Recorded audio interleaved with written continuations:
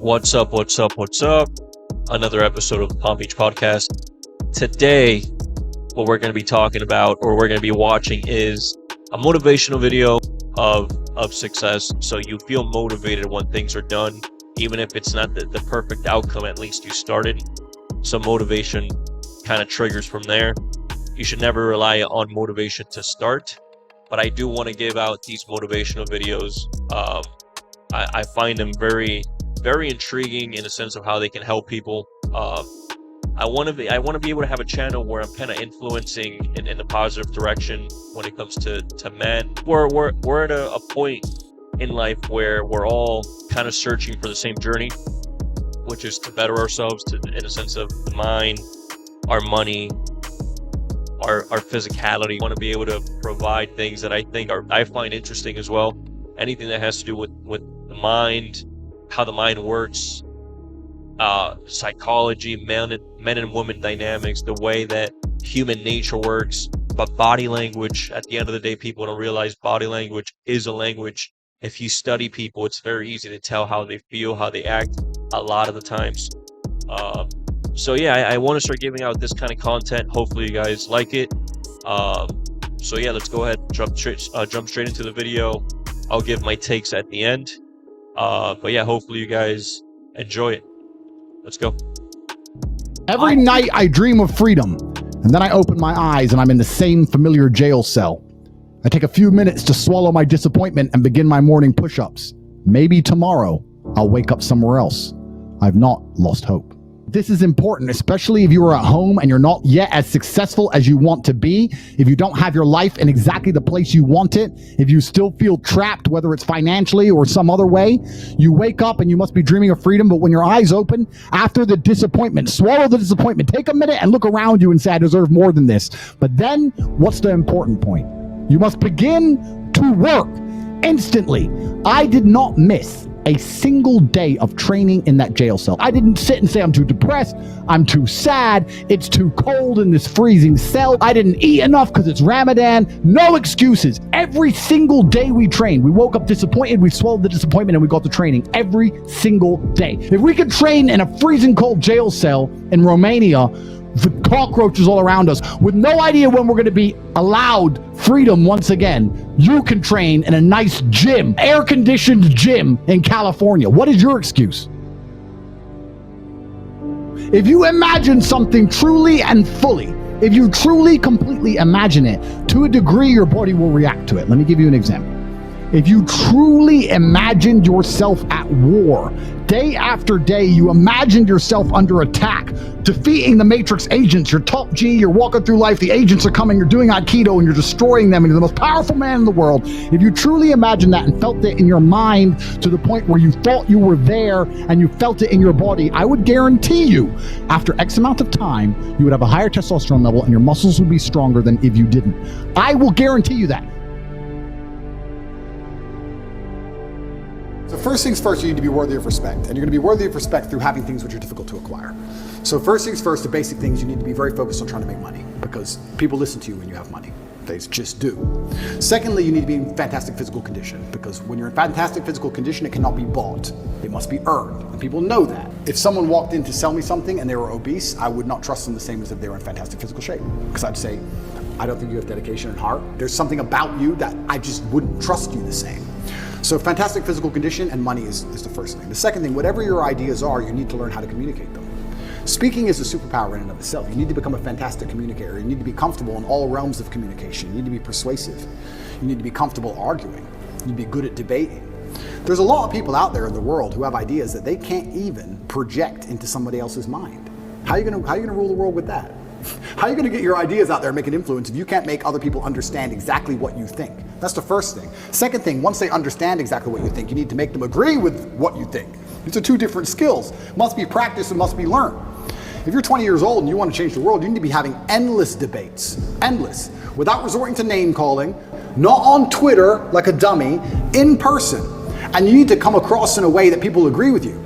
We can go back quickly and talk about the red pill. The difference between me when I talk to girls on these panel shows and every other guy when they talk to girls on these panel shows is, when I'm done, all the girls want me. I say the same thing, and by the end, the chicks are in love with me, as opposed to saying the same thing and the chicks thinking I'm a dickhead. That's the difference. I project my ideas and I make them agree with my ideas to a point where they're like texting me afterwards. I'm not saying anything different, it's how I'm communicating it. You can catch more flies with honey than hurting people sometimes. So you need to be good at everything. You need to have a Swiss Army knife of tools. I know when to be intimidating or aggressive. I know when to come across as obtuse. I know when to come across as exceptionally open-minded and easy to understand. I know when to come across as understanding. I know all these things. This all has to be practiced. And a lot of it is, communication. I would say, if you're going to say to a 20-year-old who's truly exceptional and driven, I'd say you need to become a master communicator. Because once you can do that, you can do anything. And that fixes all the other problems, right? We talk about making money. If you're a master communicator, you do fantastic in sales. You'll absolutely destroy sales if you're a master communicator. Being a good salesman is not necessarily being a liar. It's not being a trickster. It's just understanding what's going to make the person believe and understand what you say. And that's where all this master communication comes in. And it's so many subtle little things. Not many people know this, but I used to sell windows. Nobody wants glass and plastic. They already have windows. So you got to find a way to sell them these windows. How do you do that? If I walked in and said, would you like new windows? And they essentially said, no, we don't need new windows. Our windows look fine. I would say, but what about the security aspect? While looking at their 3-year-old child. And they'd sit there and go, what do you mean security aspect? And then I talk about how we had the lock 5000 and their locks are easy to break, as if glass isn't glass, it's all the same anyway. And you'd end up selling the windows. You have to find the triggers in people. But also to be a master at communicating, you also need experiences worth talking about. You have to live a life. You need a degree of wisdom, and wisdom doesn't always come with age, it comes with life lived. I had a guy message me, this is a long time ago when I used to reply to my own emails, too big now, but he said, I don't have any stories, my life's boring. I said, bro, where do you live? He said, Madrid. I said, bro, ride the train from Madrid to St. Petersburg. Ride the train from Madrid to Vladivostok, do the Trans-Siberian Railway, cost you like $300.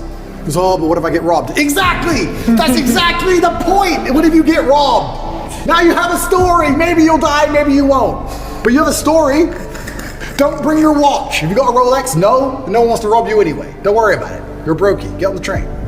There has to be that degree of risk to even have a story, because when you have a story, then you can communicate the story.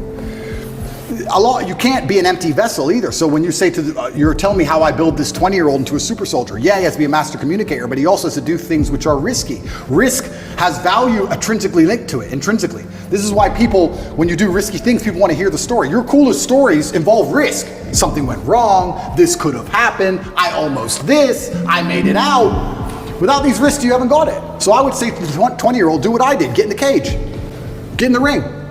Knock someone out, get knocked out, train hard. Fighting will teach you everything you need to know about life. You'll learn everything about who you truly are. You'll learn if you're a coward or not. You'll learn everything about perseverance and hard work and dedication, everything about being underappreciated. You learn everything about fear. You learn all of it. You learn everything about people. You win a fight, check your phone. Lose a fight, check your phone. You learn all about people. You learn all about women. I learned so much about women through fighting. When I had a fight coming up and I was weight drained and I had barely eaten in weeks and I'd lost all this weight and I had a world title fight and I'm fighting a guy who might kill me and she's complaining about the toilet seat. I learned all about women. You learn a lot about life through these difficult processes and paths. And there used to be for men like a rite of passage. In most societies, you had to go through something to become a man, from a boy to a man. But that thing was always difficult. It's always been difficult. Now you have to self-induce it, self-inflict it. But if you're going to be a boy and never bring on that self-inflicted rite of passage, how are you going to ever become a man? There's another thing people don't understand about me and my message. Sometimes I sit here and I say things that piss people off because that's how you trigger people to make action. I have often written emails or done videos especially to men when I want to help men, to piss them off. You're a loser. You're a dumbass. Andrew, why you mean? Because you're not going to go to the gym unless I tell you you're a fucking loser. And you are a loser, and I'm not lying to you. You are a loser. The emotional trigger you need to get up off that chair is the fact that you're not important, nobody cares who you are, any girl you're ever in love with I could take, and you're insignificant, and when you die, nobody's interested. That's your fault. You could have been something else. You did that. You failed. It has to be done. You have to be a master communicator, and sometimes that involves also insulting people. So yeah, that's the end of the video. Hopefully you guys enjoyed it. Take this as the message from the heavens, bro. Don't do what you got to do today. Stop being a bitch. Make that money. Go lose that weight. Go talk to that person you got to go talk to. Take risks. You only live once. No matter what, you got to move forward. You're either moving forward or you're moving back, bro. Staying static in the same place is not real. You're either growing or you're dying on a daily basis. So fucking invest in you. Fuck what everybody else is saying. And go kill today, tomorrow, the week, the month, the year, and the next decade. This is the Palm Beach Podcast, baby. Enjoy your life, motherfucker. And I'm out. Peace.